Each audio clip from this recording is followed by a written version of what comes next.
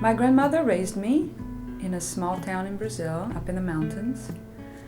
And food was at the center of everything in my grandmother's house. She always paid very close attention to all the ingredients. So the milk had to be from a specific person, the eggs had to be from a specific person. So I grew up being very, very closely connected with food and with the people who work with food. And then I came to the United States. I came to California when I was 16. I was a teenager.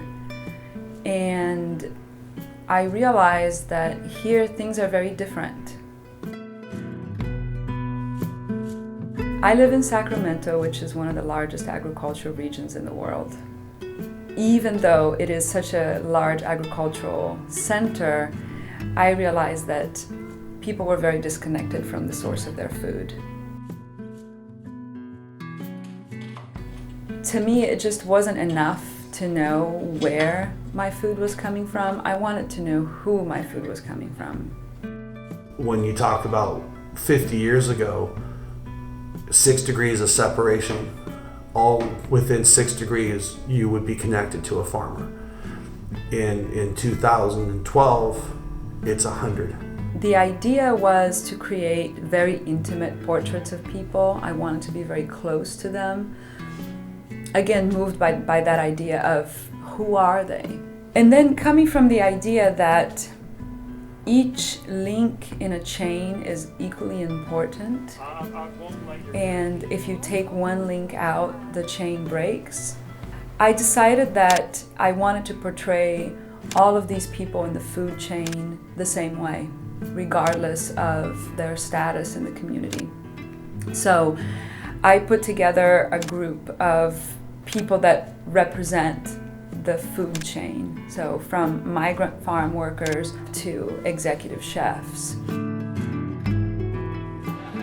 There is now a community of food producers that are gathering around this project, and as a result of the project,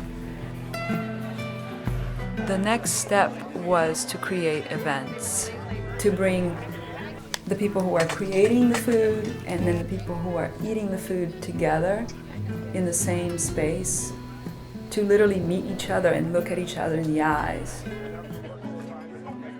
I love hearing everybody at the table. I love hearing the conversation and listening to them laugh and getting to know each other and building those new relationships.